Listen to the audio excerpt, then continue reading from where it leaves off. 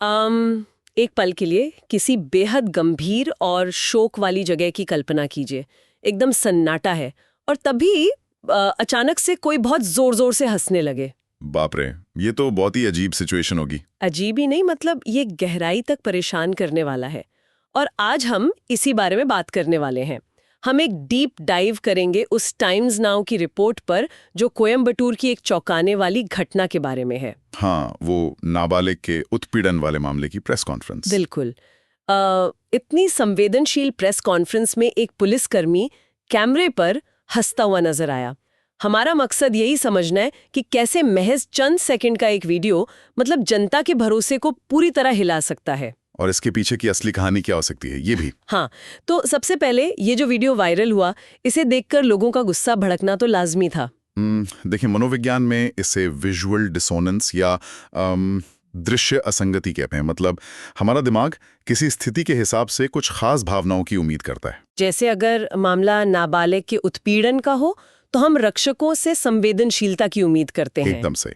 और ऐसे माहौल में अगर अचानक किसी के हंसने का विजुअल सामने आ जाए तो दिमाग गुस्सा ही करेगा। हाँ, किसी भी तर्क से पहले एक बहुत ही तीव्र भावनात्मक आक्रोश पैदा होता है। ये इंसानी फितरत है। यही वजह कि वीडियो आते ही सोशल मीडिया पर इतना बड़ा बैकलैश देखने को मिला।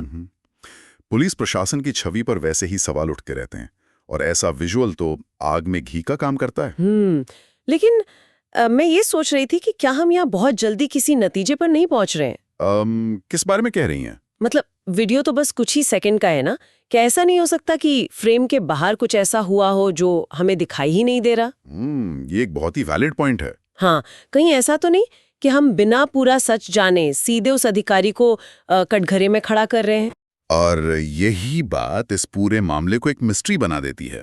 अगर हम अपने सोर्सेस को ध्यान से देखें तो पता चलता है कि हमारे पास उस हंसी का असल कारण मौजूद ही नहीं है। कोई जानकारी नहीं है। बिल्कुल। पुलिस इंक्वायरी या अधिकारी के खिलाफ किसी एक्शन की कोई ठोस जानकारी फिलहाल नदारद है। और जो सबसे पुख्ता चीज हमारे पास होनी चाहिए थी, वो वीडियो का ट्रांसक्रिप्ट। हाँ, वो ट्रांसक्रिप्ट इस रहस्य को सुलझाने के बजाय और उलझा देता है। अरे, उस ट्रांसक्रिप्ट की बात करें तो वो खुद में एक बहुत बड़ी पहेली है। मैंने जब उसे पढ़ा तो उसमें कोई स्पष्ट बातचीत दर्ज ही नहीं थी। हाँ, सिर्फ एक शब्द बार बार रिपीट हो रहा था। राइट, हीट हीट हीट, बस यही लिखा था। इसके अलावा वहां कोई कॉन्टेक्स्ट नहीं है, कोई वाक्य नहीं।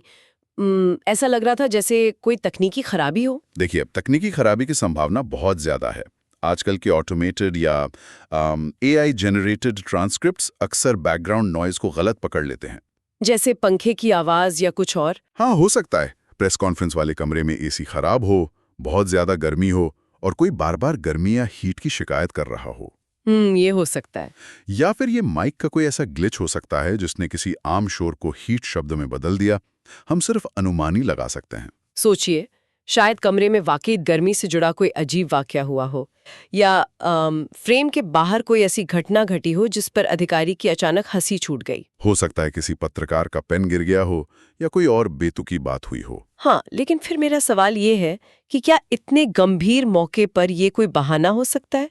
मतलब जब कोई अधिकारी एक नाबालिग से जुड़े इतने अति संवेदनशील मामले पर मीडिया के सामने बैठा हो तो उसे अपनी बॉडी लैंग्वेज पर कंट्रोल तो रखना ही चाहिए ना? बिल्कुल रखना चाहिए। ऑप्टिक्स सार्वजनिक जीवन में बहुत अहम भूमिका निभाते हैं, मंशा चाहे जो भी रही हो, या कमरे का माहौल जो भी हो। सही बात है। अंतिम परिणाम यही हुआ है कि पुलिस प्रशासन असंवेदनशील नजर आया।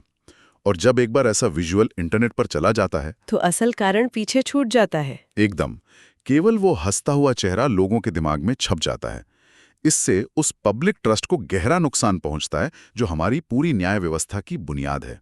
तो पूरी चर्चा इसी बात पर आकर टिक जाती है कि एक अधिकारी का अपनी प्रतिक्रियाओं पर से कंट्रोल खोना, चाहे वो अनजाने में ही क्यों ना हुआ हो, पूरे सिस्टम की छवि को बिगाड़ सकता है। और साथ ही ये घटना आज के डिजिटल दौर की उस हकीकत को भी उजागर करती है जहां आधी अधूरी जानकारी पूरी की पूरी धारणा बना देती है। बिल्कुल।